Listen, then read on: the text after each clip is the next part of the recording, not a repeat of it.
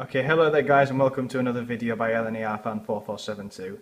This is just going to be a very quick update on my Castle class locomotive that I bought off eBay a couple of days ago and is undergoing restoration. I went to the model shop today to buy a Hornby 8-pin decoder to see if I could try and get it working, and it wasn't working for some very odd reason. Now, I did some further investigation, but it actually turned out that I had to tear it apart and find out what was going on. Now, those of you who are quite well-minded when it comes to dismantling these things and doing it on a regular basis, you can clearly see that with this this plate just under the main chassis, we can see that there's only one copper strip, and that is only picking up a positive charge from the track. Now, obviously, we need a positive and negative to make it actually work, but because it's only picking up one, it's not actually working.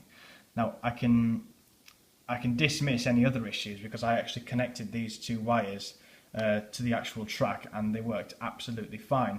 It's just what somebody's done they've actually gone to the trouble of taking this off, resoldering the wire, and taking one of the copper strips off and then putting it all back together again and soldering the only wire back that they had back onto the only remaining copper strip, which is stupid. Absolutely stupid, and I'm really struggling to comprehend why it would do such a thing.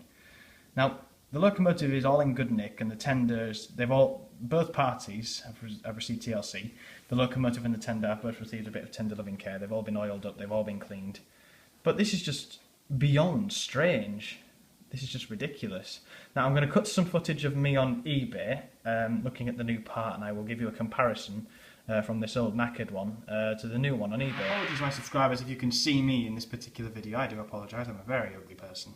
Now, under close observation on here, if that'll focus in, we can only just see that there's actually two strips, obviously for the positive and negative. If we come back here and look at this, we can see there's only one strip, and it's in quite a state of shock as well.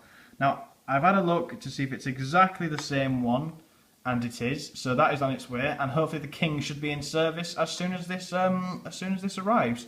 The only tricky thing I'll need to do is actually solder the two wires back into place, which shouldn't be too difficult. I'll find a way of doing it.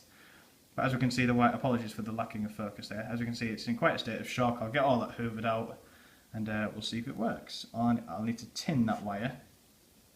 Just focus in. Just trying to focus on the background, you see. We'll tin that wire. That is already tinned, but it's quite short, so we'll see what we can do. But yeah, hopefully she should be back in service very shortly. Let's take a quick final look at her and the body shell, because that's the main attraction. And there we go. That should be everything sorted.